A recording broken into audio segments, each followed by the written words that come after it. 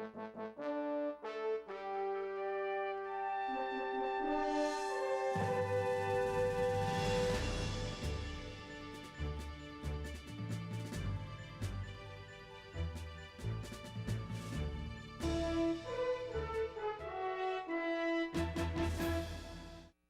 day. Happy Sunday. Welcome to Our Issues Birmingham. Today we have as our guest David Sher. I like to refer to him as the blogger for Comeback Town, which is a blog that's out there and a web page, I do believe also. But I've known David for ages. Since I first started practicing law, I was doing collection work, and he had a business that was a collection agency, and he utilized our services in a legal capacity. Welcome to our show. I'm glad you're here, and I'm glad you're so involved in trying to get Birmingham moving in a different direction. You got your work cut out for you. I do. Would that be a fair statement? Yeah, that would be a fair statement for sure. So what is Comeback Town? Comeback Town is a blog, and for anybody who would like to see it for themselves, they can go to comebacktown.com. And you can see a history of all the blogs that have been written, many by me, many by guest bloggers. So could our viewers, for example, if somebody wanted to be a guest blogger, approach you through that website and see if they could blog away? Absolutely. The whole purpose of Comeback Town is to begin a conversation on a better Birmingham.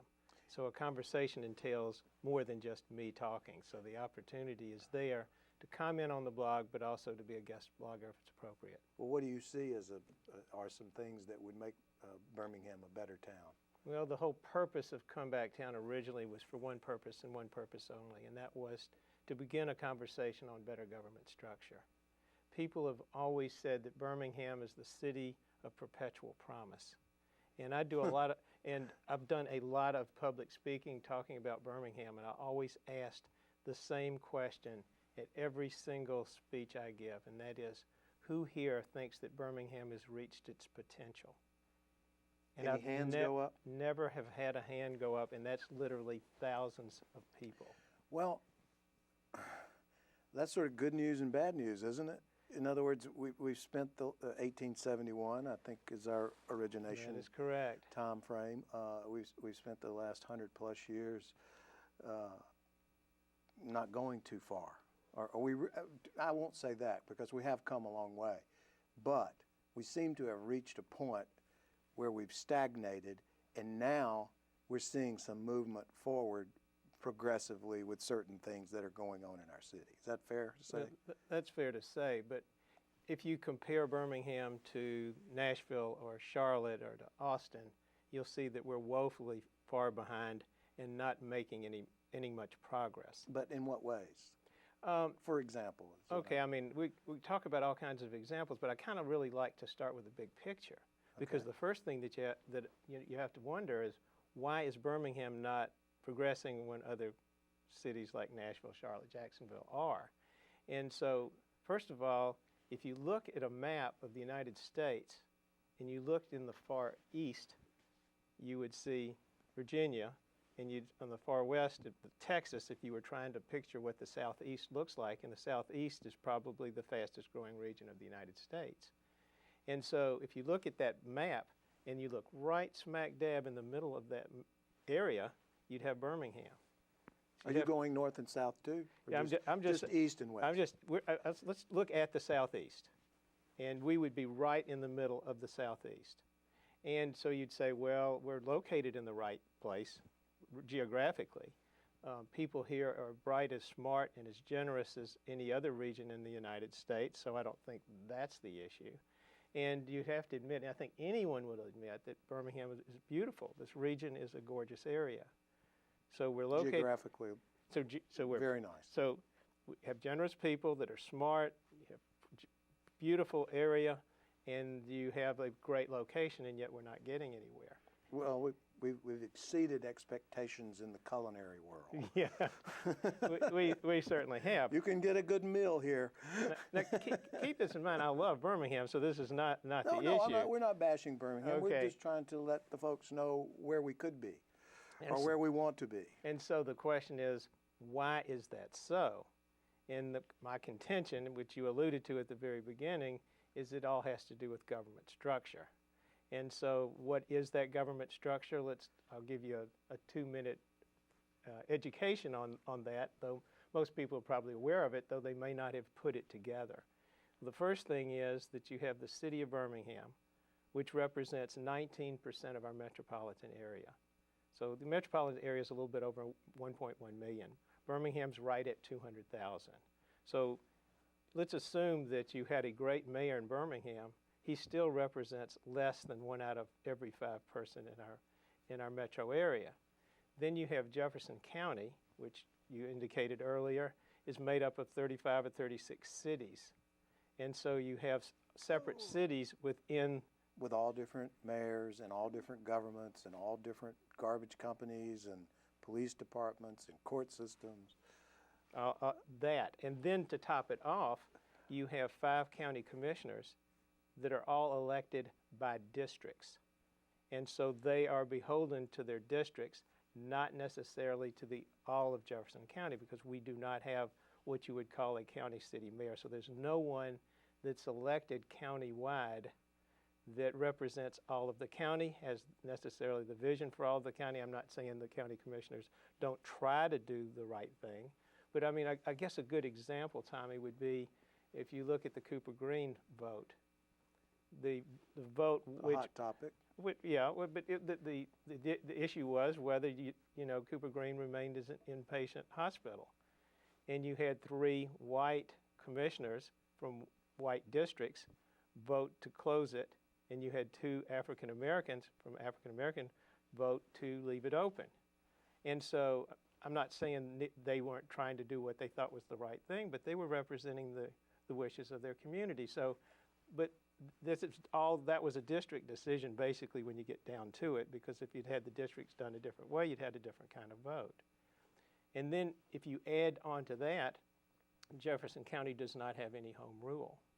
So many people don't understand what that means, but according to our state constitution, all the major financial decisions that are made by Jefferson County are not made by the county commissioners, and they're made by state legislators.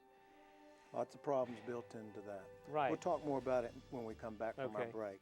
Our Issues Birmingham, we have David Sher with us with comebacktown.com, which is a great organization he's headed up. And don't go away. We'll be right back.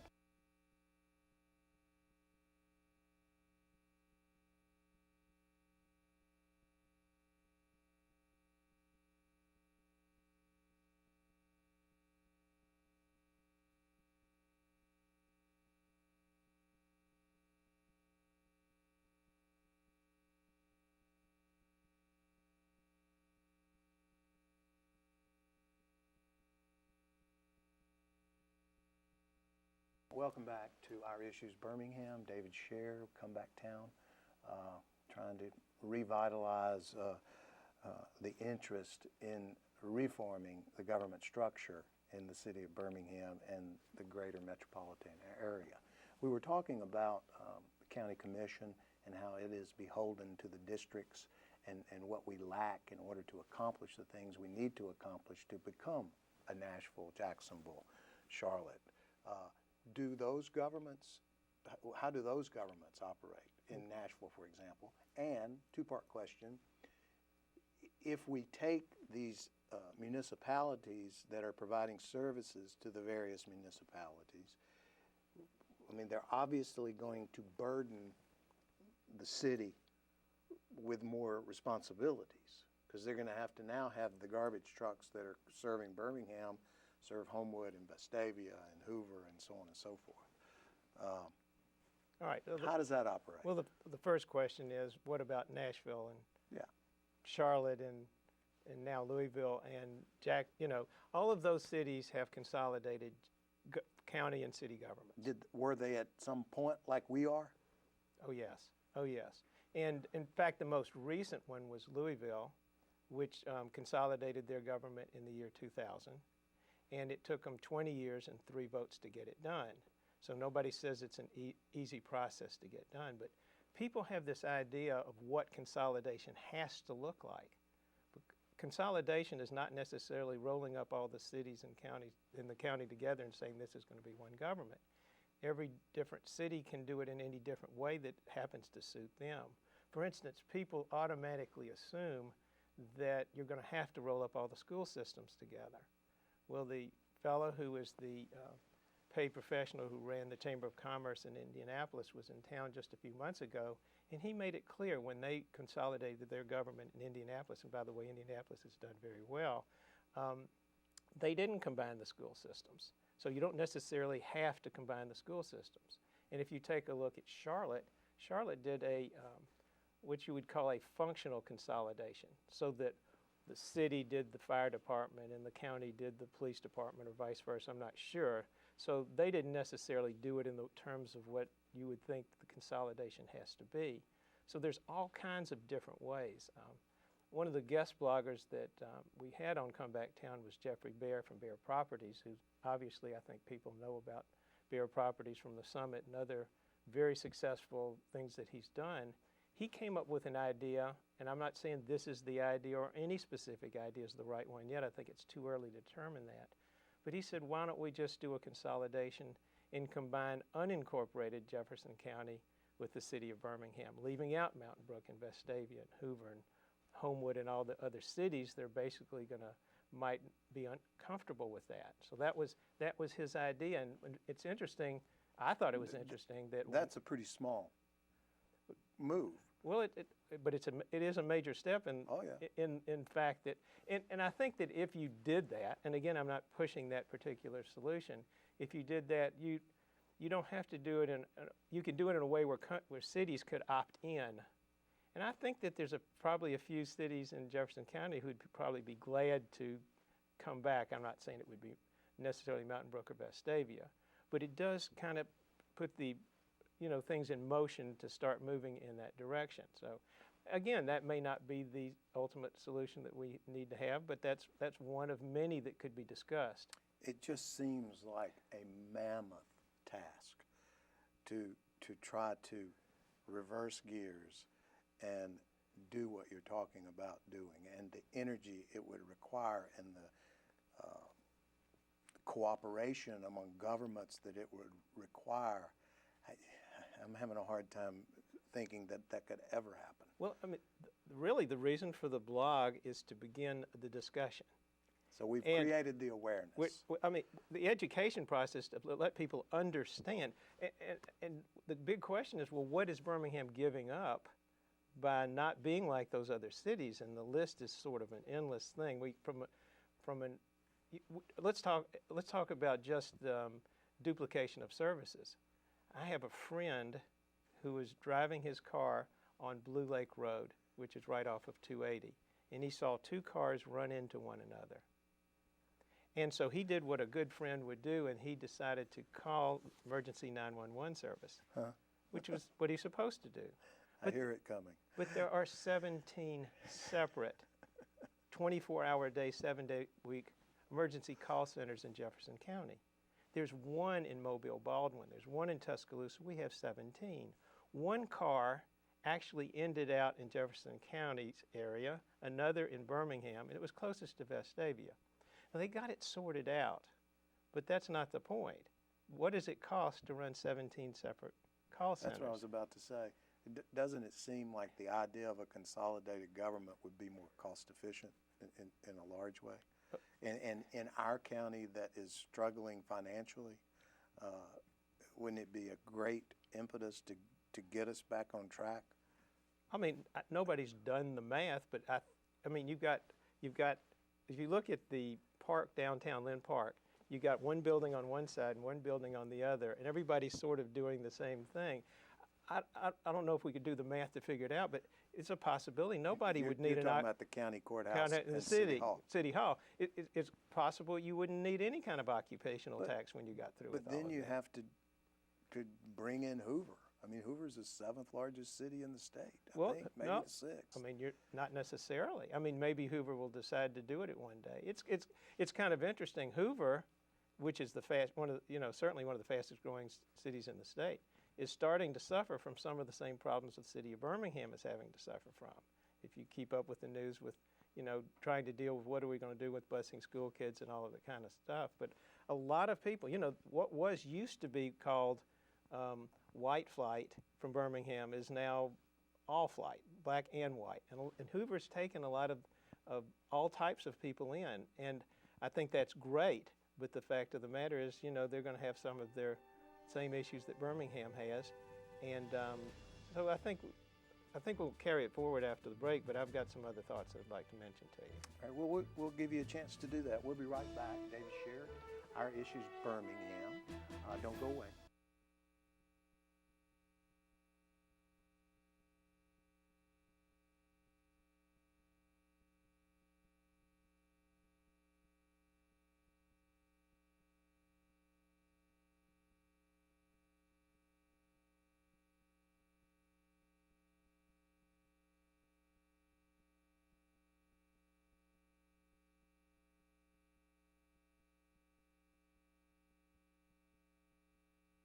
Welcome back to Our Issues Birmingham. David Sher is with us.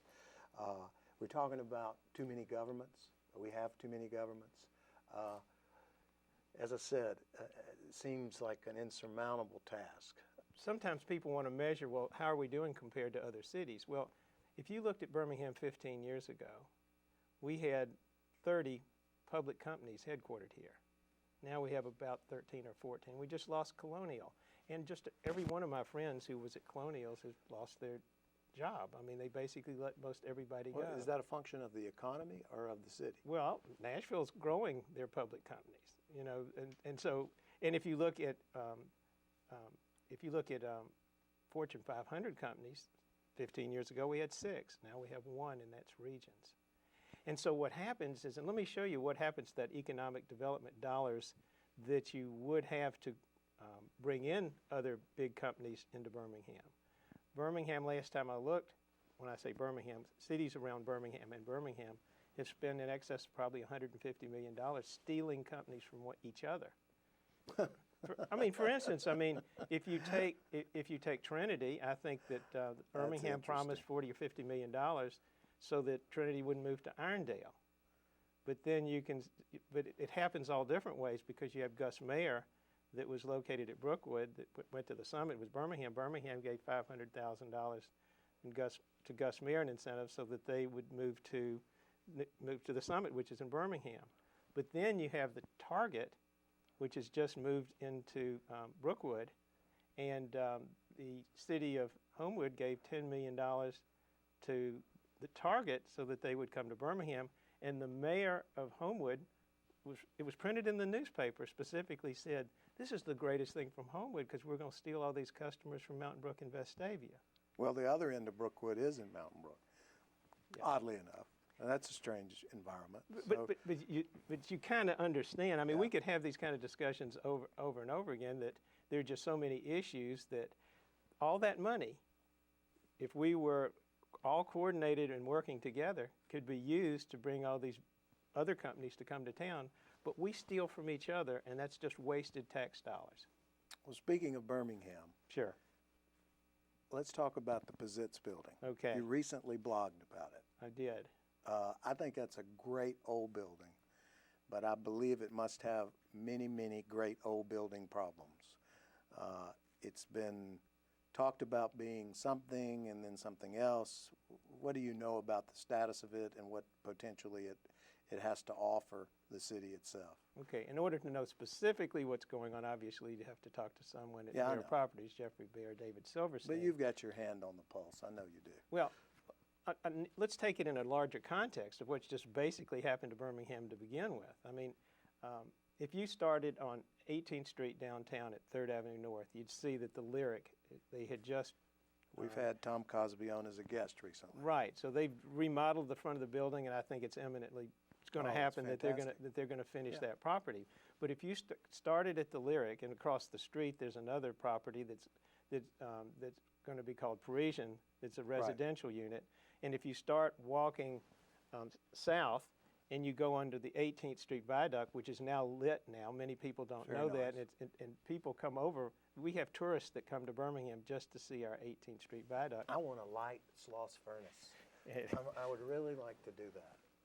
And there's some people I'm talking to. I want to do that. I think that would be a real tourism attraction. Absolutely. So if you walk through, By the way. so if you walk through the underpass and you look off to the west, you see Regents Field, you see the railroad park, and if you look straight up, you see Children's Hospital, which completely changed the skyline of Birmingham.